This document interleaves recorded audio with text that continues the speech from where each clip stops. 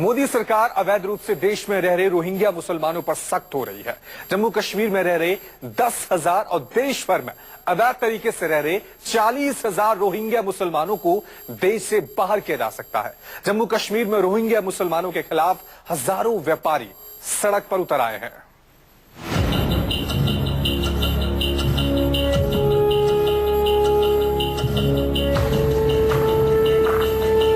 दर्द की कहानी। हम जब बर्मा की याद आते हैं हमारे आंखों से आंसू निकल जाते हैं। सोचा था यहाँ आराम से जी सकेंगे क्योंकि वहाँ बहुत इतना मुश्किल हो रहा है, न माँ न खा रहे। हमारी माँ बहन सब लोग इधर आ गई। या दहशत का नाम।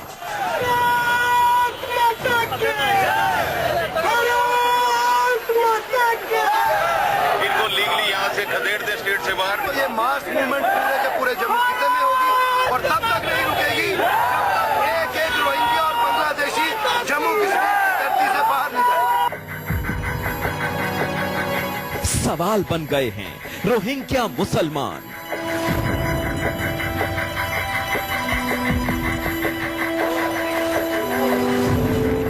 भारत सरकार घुसपैठियों पर सख्त फैसला कर चुकी है।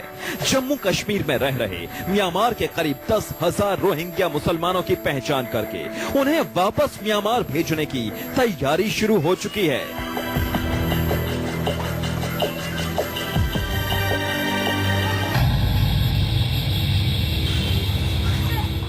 जम्मू में रोहिंग्या मुसलमानों के खिलाफ प्रदर्शन शुरू हो गया है।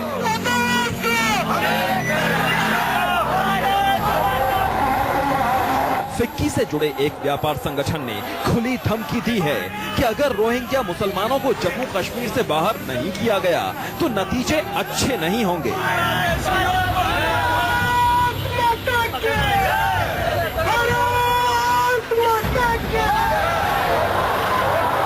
गैर कानूनी तरीके से जम्मू में रह रहे रोहिंग्या मुसलमानों को राज्य से बाहर निकालने के लिए प्रदर्शन हुआ। हजारों व्यापारियों ने जम्मू में रह रहे रोहिंग्या मुसलमानों के खिलाफ जमकर नारेबाजी की।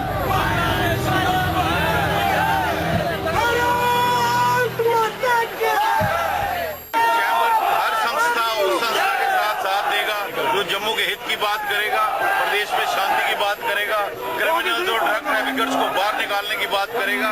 और हम चेतावनी दे रहे हैं सरकार को, जैसे हमने पहले भी दी है, इनको लीगली यहाँ से खदेड़ दे स्टेट से बाहर और यहाँ अमन और शांति को बहाल करें।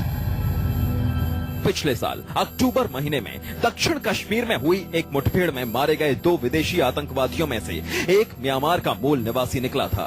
इसके बाद से ही रोहिंग्या मुसलमान जम्मू कश्मीर में शक की निगाह से देखे जाने लगे। जम्मू कश्मीर में 38 रोहिंग्या मुसलमानों के खिलाफ गंभीर मामलों में 12 FIR दर्ज हैं।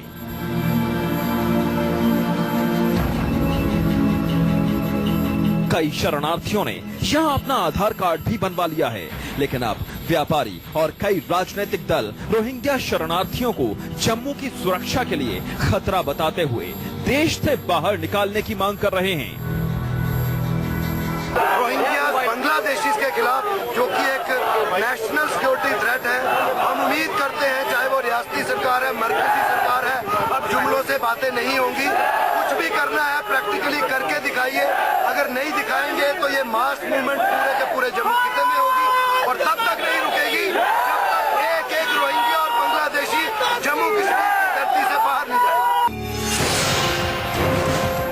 Chamber of commerce and industries Jammu को शक है कि प्रदेश में आकर बसे रोहिंग्या मुसलमान अपराधी हैं और ड्रग्स का धंधा करते हैं। CCI की मांग है कि रोहिंग्या मुसलमानों पर पब्लिक सेफ्टी एक्ट के तहत केस दर्ज किया जाए और 1 महीने के अंदर उन्हें यहां से बाहर भेज दिया जाए।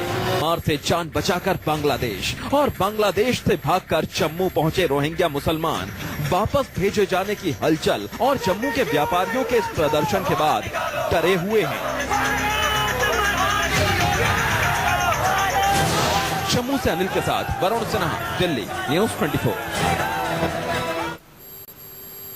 सिर्फ जम्मू कश्मीर में ही नहीं, रोहिंग्या मुसलमान देश भर में फैले हुए हैं। 2012 में म्यांमार में हुए राखीन दंगों के बाद से रोहिंग्या तेजी से म्यांमार से पलायन कर रहे हैं, दर दर ठोकर भी खा रहे हैं। रोहिंग्या शरणार्थियों का दर भी कम नहीं है, लेकिन ये भी गलत नहीं है कि बहुत से रोहिंग्या शरणार्थी अपराध और ड्रग्स में लिप्त हैं।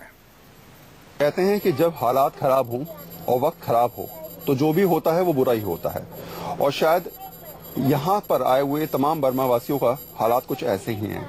पिछले 2, 4, 5 सालों से हालात ऐसे बने हुए हैं कि ये समझ नहीं पा रहे कि आने वाला जिंदगी इनको किस तरीके से किस मंजिल की तरफ ले जा रहा है।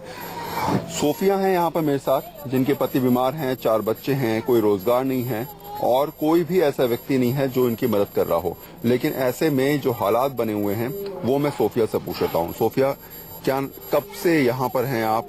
और 4 साल हुआ है। 7 साल हो गए? 4 साल। 4 साल हो गए जी। और जब वहाँ पर छोड़ी थी आप तब और यहाँ के हालात में कितना अंतर? क्या वहाँ पर बर्मा के हालात में और यहाँ के हालात में जब आप आए तो नहीं, यहाँ पे तो बहुत अच्छा है, वहाँ पे बहुत बुरे हो, इसीलिए हम लोग यहाँ आया है। तो वहाँ पे हमारा कोई नहीं है, पापा को भी काट दिया, सासा को भी काट दिया, इसीलिए हम यहाँ आ गए। हिंसा में कितने लोगों की मौत हो गई थी वहाँ पर आपकी? बहुत लोगों के मौत हुए हैं, कितना हुआ है मुझे पता नहीं। बुद्धिस्ट ने सारा को मार दिया था, काट दिया था, इसीलिए हम लोग यहाँ आ गए। जम्मू कश्मीर में ज्यादातर रोहिंग्या मुसलमान जम्मू और सांबा जिलों में रहते हैं। अरुणाचल प्रदेश और बांग्लादेश के रास्ते अवैध रूप से भारत में आने वाले रोहिंग्या मुसलमान देश भर में फैले हैं। एक अनुमान के मुताबिक भारत में इनकी आबादी करीब 40,000 है। म्यांमार से जान बचाकर दिल्ली पहुंचे अब्दुल्ला कहते हैं कि दुनिया में भारत जैसी आजादी कहीं नहीं। यहां से भी जाएंगे तो कहां जाएंगे? हम जब बर्मा की याद आते हैं हमारे आंखों से आंसू निकल जाते हैं। तो इसे हमारे बर्मा में हम लोग को बहुत जुल्म किया, न हम लोग न सरकार से कभी लड़ाई किया, न सरकार से कभी दोबारा मतलब कुछ बात की गया। जो सरकार बोलते हैं आज से जब हम पैदाइश हुआ था तब से सरकार हमें ऐसे ही जुल्म कर रहे हैं। जैसे ही बच्चे होने का पाबंदी है, शादी करने का पाबंदी है, एक शादी करने के लिए कम से कम 20 लाख 15 लाख सरकार को देना पड़ता है। हम एक गांव से दूसरा गांव नहीं जा सकते। ऐसे हर तरह का जुल्म हम लोगों को करते रहते हैं। रोहिंग्या मुसलमानों का संबंध म्यांमार के पश्चिमी इलाके रखाइन से है, जहां इनकी आबादी 10 लाख से ज्यादा है। हालांकि म्यांमार ने इन्हें अपना नागरिक नहीं माना है। म्यांमार में रोहिंग्या मुसलमानों के खिलाफ हुई हिंसा पर संयुक्त राष्ट्र ने चिंता जताते हुए कहा था कि ये दुनिया के सबसे प्रताड़ित लोगों में से हैं। 2012 में सरकार ने हम लोग को इतना जुल्म किया है, बहुत सारे जैसे हम 7 भाई या 2 भाई मार दिया। तो इसी तरह हम लोग भी शायद हमारे भाई बहन भी वही डर के हम लोग को तुम लोग निकल जाओ, जहाँ बच सके वहीं निकल जाओ। हम वैसे करके जहाँ जो चला गया, कुछ लोग मलेशिया चला गया, कुछ टाइलैंड चला गया, कुछ बांग्लादेश चला गया, कुछ इंडिया आया। जो जहाँ जा सके वहीं हम जाके जान बचाया। पिछले 4 साल से म्यांमार के रोहिंग्या मुसलमान तेजी से पलायन कर रहे हैं। इनमें से कई ने बांग्लादेश की सीमा पार करने के बाद भारत में असाइलम के लिए औपचारिक आवेदन भी कर रखा है।